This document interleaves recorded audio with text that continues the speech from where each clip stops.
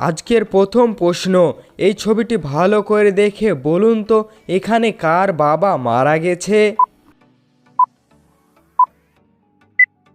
যারা যারা পেরেছেন তারা হলেন অনেক বুদ্ধিমান, এবং যারা পারেননি আমি বলে দিচ্ছি।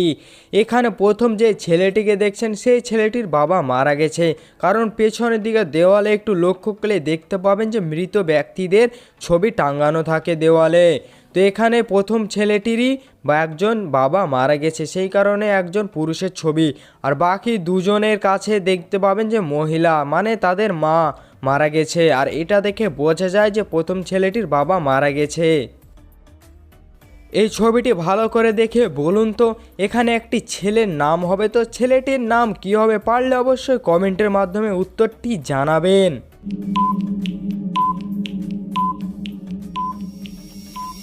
এখানে ছেলেটির নাম হবে সাবির, এবং এছাড়াও যদি আরও একটি ছেলের নাম হয় তা অবশ্যই পারলে কমেন্টের মাধ্যমে জানাবেন।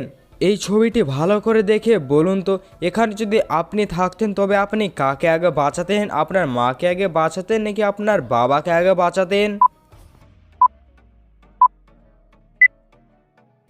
উত্তরটি জানার আগে যারা মা বাবাকে ভালোবাসেন তারা আমার ভিডিওটিতে লাইক দিয়ে আমার ছোট্ট চ্যানেলটিকে সাবস্ক্রাইব করে দিন। এখানে আপনার মা বাবা দুজনকে আগে বাঁচানো দরকার, কারণ তারা অনেক বিপদের মধ্যে আছে।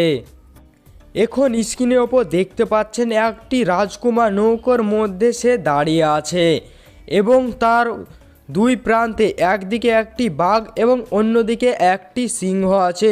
তো এই ছবিটি ভালো করে দেখে বলুন তো এখানে রাজকুমার কিভাবে বাঁচবে? পারলে অবশ্যই কমেন্টের মাধ্যমে উত্তরটি জানাবেন।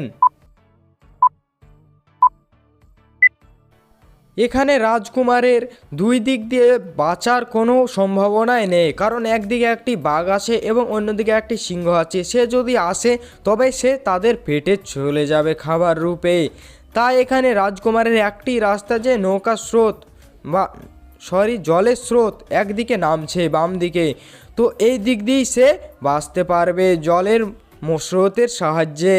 তাছাড়া রাজকুমারের কোনো বাঁচার সম্ভাবনা নেই।